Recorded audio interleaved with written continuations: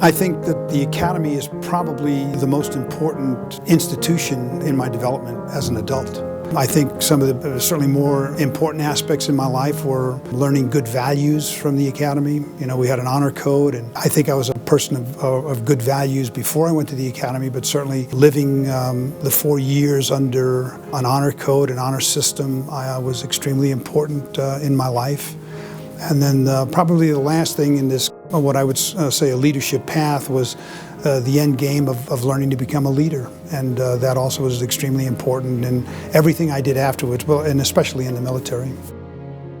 I think, almost every aspect of the military is some kind of a demonstration of leadership. There are times where in the chain of command, you have to be a follower.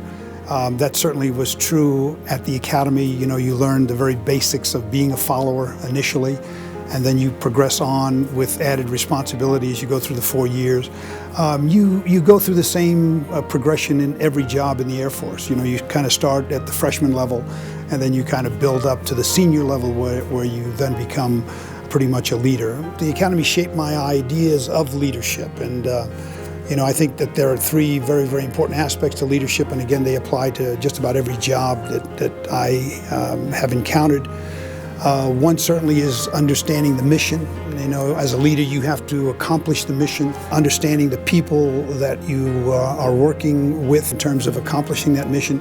And I think when you go into a military organization and you understand what the mission of the organization is, then getting people to coalesce around that mission, is really the objective. And then when you turn to yourself in terms of being a leader, I guess the biggest thing that I took away from the Academy and looking at cadet leaders initially was that they were all people of principle. They were all people that walk the talk.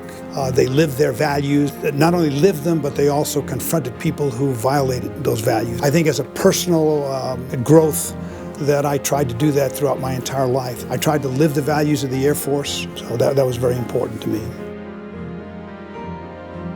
When a graduate takes the oath of office, that is a very solemn part of this whole process. So my advice, and it might even be to the Academy, but it would be to really study the oath of office. There are basically 4 provisions that the country expects of every officer. One is to support and defend the Constitution of the United States against all enemies, foreign and domestic. That to me is the core of what I call the warrior ethos. The bottom line, the basic purpose of our graduation from the Academy, is to become an officer to support and defend the Constitution of the United States.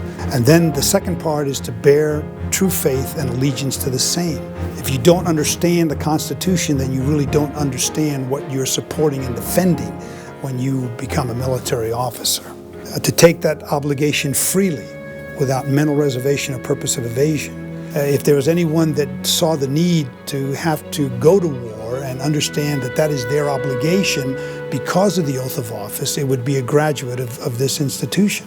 And I think the 4th provision is that I will well and faithfully discharge the office upon which I'm about to enter. And that basically means that you will do an excellent job into the very first rank that you attained as a 2nd lieutenant, and that you will continue to do the excellent job for service to your country as you proceed on up from 2nd lieutenant all the way to 4-star general. And that's a very important part of the oath as well.